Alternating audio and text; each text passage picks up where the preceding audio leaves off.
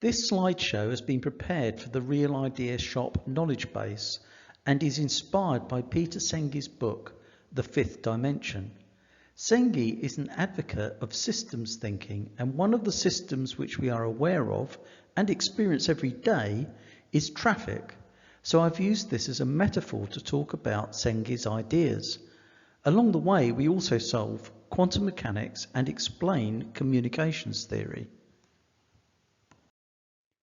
When you've found out what is causing a problem and find a solution which seems to work, how do you explain why it goes wrong? How do you explain why sales that have been climbing for months suddenly crash, successful change programs run into the sand, or the problem you seem to have solved comes back even worse? If they worked at the beginning, they must work now. We just need to do more of it unless it is them, the enemy out there who are preventing you getting the success you deserve. There are lots of them: fickle customers, irrational, lazy employees that need to be whipped into line, or is it that someone somewhere has screwed up? Maybe you got out in time and it's not your problem anyhow. It was working well when you were there. Your replacement was just not up to it. In this slideshow, you will see that the enemy is much closer to home, and the person who screwed up could be you. It could be that the decisions you took that seemed so successful are also the reason sales crashed, change failed, and the problem you thought you solved reappeared. Have you ever been stuck in a traffic jam? All you can see is cars in the way, stopping you getting where you have to be in half an hour. And most annoying of all is the constant stop and start.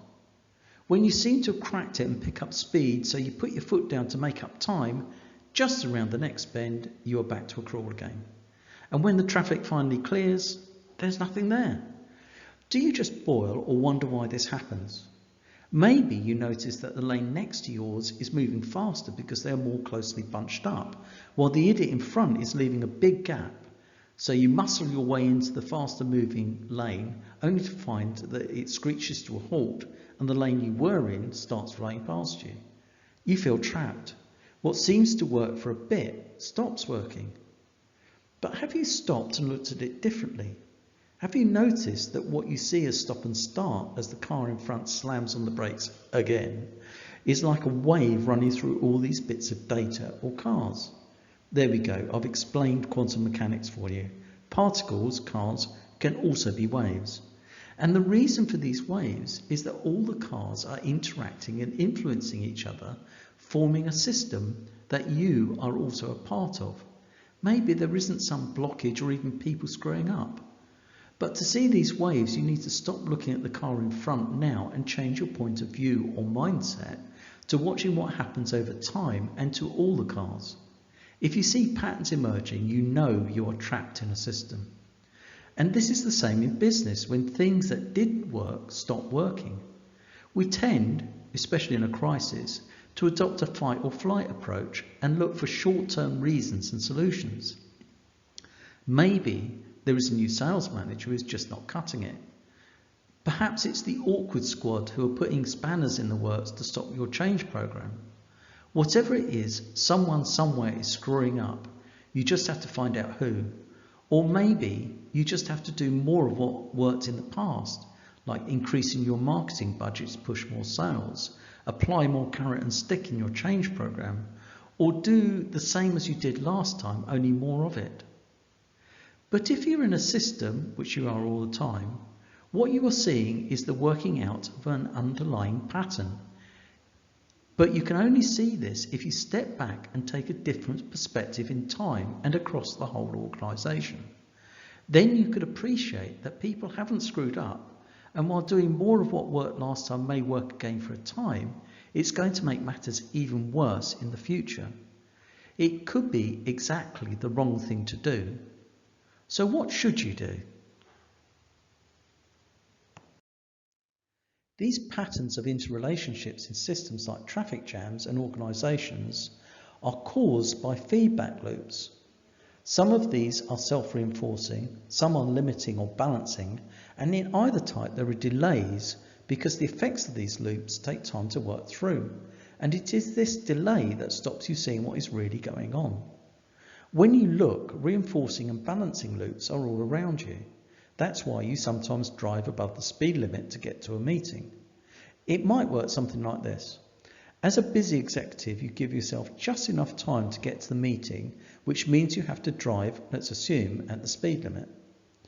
Any decrease in speed below the speed limit increases your anxiety about getting to the meeting, but any time that you can increase your speed above it means that you win back time and feel less anxious.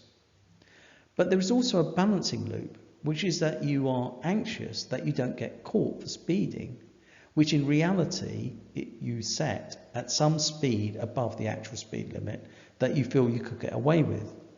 Any speed above this level will increase your anxiety about getting caught. So there is the trade-off between these feedback loops in terms of anxiety, which interact within you to determine your speed. Any hold-up decreases your speed, which increases your anxiety, while any increase in speed reduces it, but also increases your anxiety due to the fear of getting caught. This anxiety level itself is set by how important the meeting is and causes surges of speed or characteristic waves as you overcorrect one way and the other. But you can only appreciate these patterns if you take a long enough perspective rather than a snapshot of driving at a particular speed at a particular time. This interaction of loops is also true of people in your organisation and can change the way you think about how this behaviour can be influenced. If you look at a snapshot of their behaviour at any given point in time, you won't see what is really happening.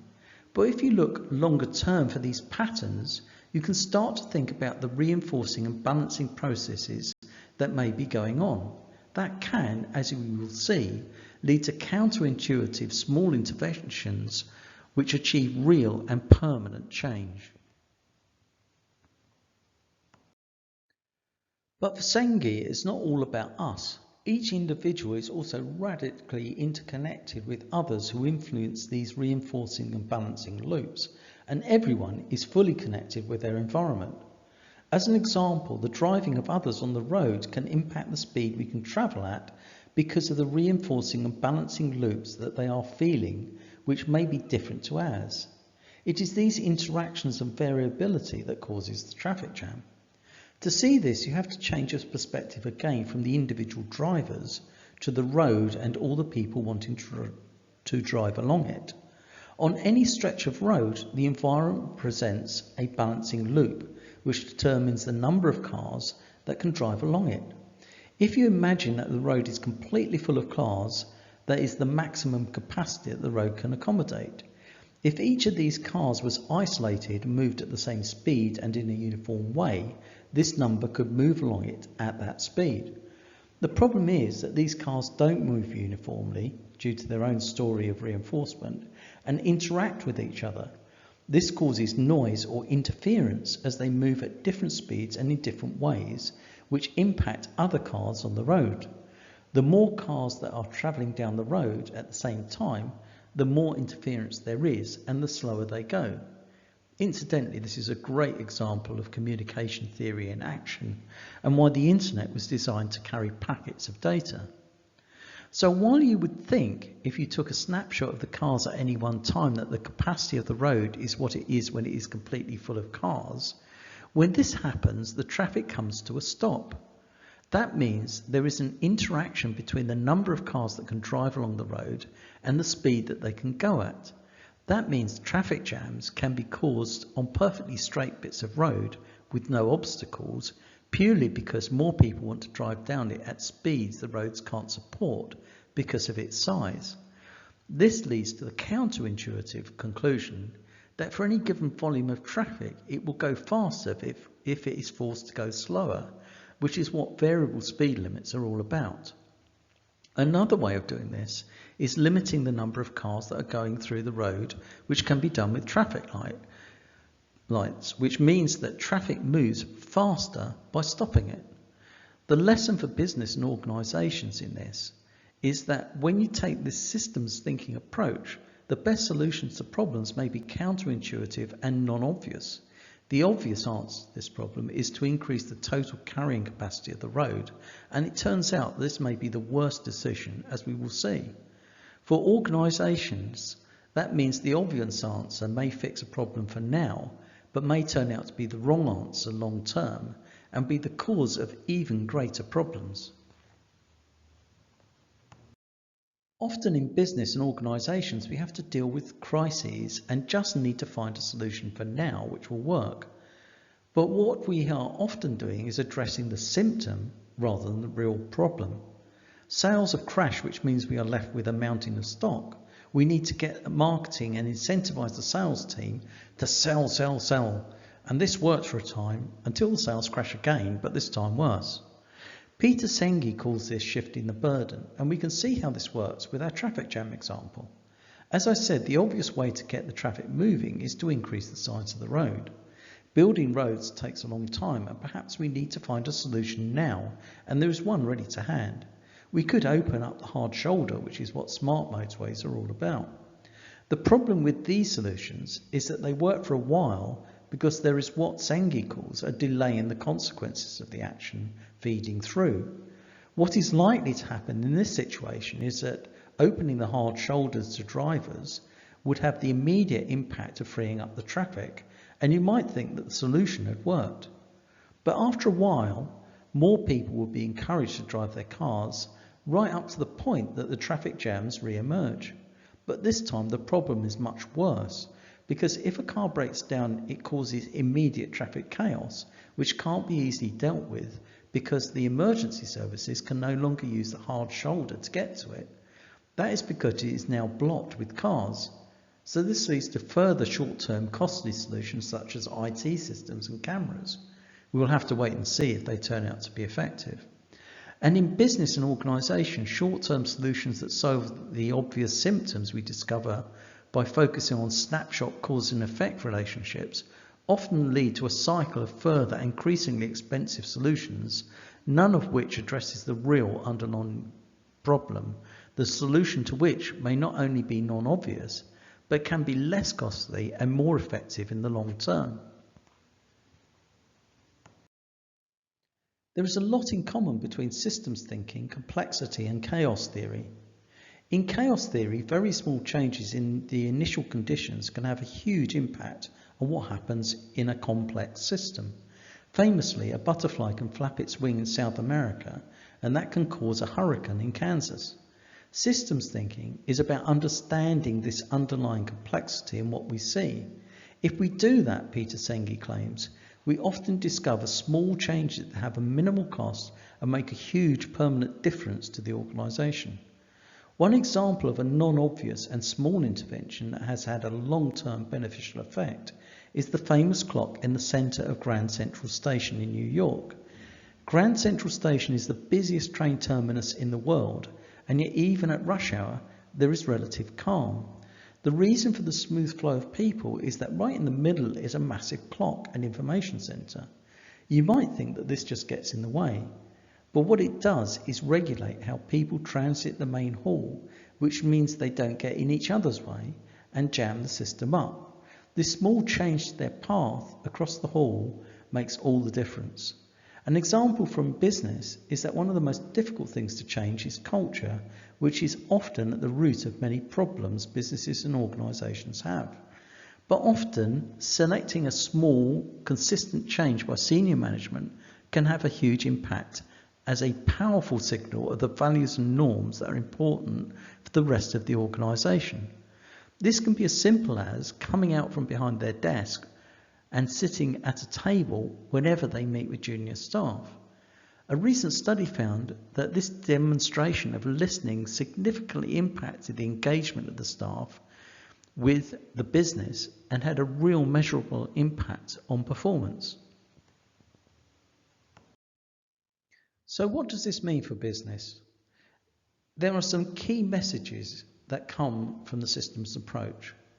We need to stop looking for someone to blame when things go wrong. The enemy isn't out there making us fail. The enemy could be us and the decisions we have made in the past. Just because something works for a while doesn't mean it was the right decision. It could be making matters worse.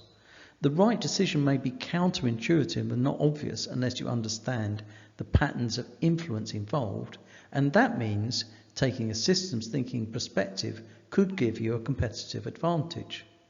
Small interventions at the right time can have a significant and long-term effect. Small events can also have a significant long-term bad effect.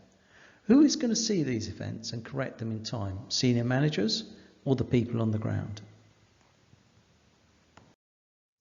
This is just one resource about Peter Senge's ideas, change management, and much more that you will find in the Real Idea Shop knowledge base. To access them, go to our website and sign up as a member. It's free.